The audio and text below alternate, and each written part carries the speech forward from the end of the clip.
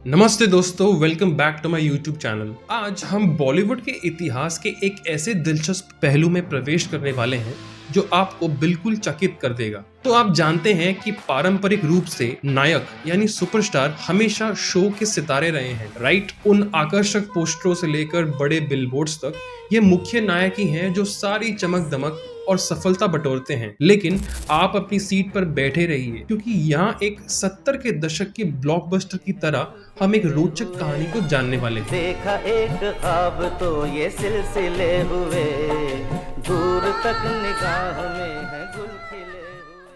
अमिताभ बच्चन की अपार लोकप्रियता के चरम पर जब वो सिल्वर स्क्रीन पर राज कर रहे थे, एक खलनायक ऐसा भी था जो पूरे भारत में सबसे ज्यादा सैलरी लेने वाला अभिनेता था। क्या आप विश्वास कर सकते हैं कि ये इंसान इतना महान था कि उसने कई प्रमुख भूमिकाओं को ठुकराने के बाद भी बॉलीवुड के ए लिस्टर पर बना रहा। 1920 में जन्मे प्राण किशन सिकंद, जिन्हें हिंदी सिनेमा में प्राण के नाम से जाना जाता है, बॉलीवुड के सबसे प्रतिष्ठित खलनायकों में से एक। प्राण ने 1940 में पंजाबी और हिंदी फिल्मों में एक नायक के रूप में शुरुआत की और फिर 1940 के दशक के अंत में नेगेटिव रोल्स की ओर रुख किया। 1940 के दशक से 1980 के दशक तक प्राण हिंदी सिनेमा में सबसे बड़े खलनायक बने रहे, जिन्होंने राम और श्याम, मधुमती, जिस देश में गंगा बहती है और कश्मीर की कली जैसी फिल्मों में अपनी धाक जमाई। आप कौन है माई बाप?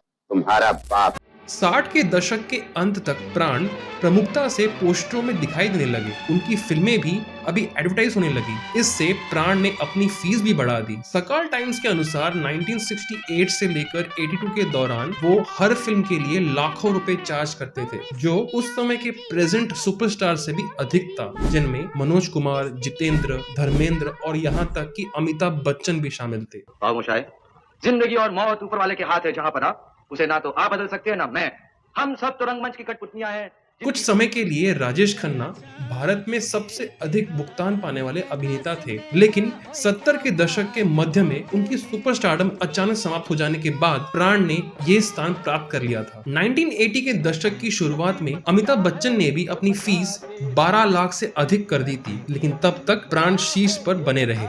1950 और 60 के दशक में खलनायकी के चरम पर प्राण का नाम हिंदी भाषी भारत में बुरे आदमी का पर्याय बन गया था। रिपोर्टों के अनुसार कई माता पिता उस समय अपने बच्चों का नाम प्राण रखने से इनकार करते थे, जिसके परिणाम स्वरूप भारत में प्राण नाम के लोगों की संख्या में तेज गिरावट आई। क्या ये मजेदार कहानी नहीं? प्राण ने 1980 और 90 के दशकों में सहायक भूमिकाओं में अभिनय करना जारी रखा और 1998 में दिल का दौरा पड़ने के बाद अभिनय से संन्यास ले लिया। 2000 के बाद वे केवल कुछ गेस्ट अपीयरेंसेस में दिखाई देने लगे और दुखद रूप से 2013 में 93 वर्ष की आयु में उनका निधन हो गया। इस खलनायक ने न केवल ढर्रे को तोड़ा, बल्कि ये भी साबित कर दिया कि चमकने के लिए आपको नायक होने की आवश्यकता नहीं है। प्राण और उनकी अनगिनत क्लासिक्स में उनकी अविस्मरणीय भूमिकाओं ने ये परिभाषित कर दिया कि सुपरस्टार बनने का क्या मतलब होता है। तो अगली बार जब आप एक क्लासिक बॉलीवुड फिल्म देखें, तो उन अनसुने नायकों या हम कहें विलेंस को याद रखें, जिन्होंने ये सब संभव किया। दोस्तों, अगर आपको ये जानकारी पसंद आई हो तो नीचे दिए गए लाइक और शेयर बटन को हिट करना ना भूलें और सिनेमा की दुनिया से अद्भुत कहानियों के लिए सब्सक्राइब करना ना भूलें। अगली बार तक के लिए शानदार रहे और नो इश्क देखने के लिए धन्यवाद। तेरी जुल्मी नजरिया ओ गुजरिया, ओए ले गई मेरा दिल तेरी जुल्मी नजरिया ओ गुजरिया, ओए होए होए ओ जाने सारी नगरिया।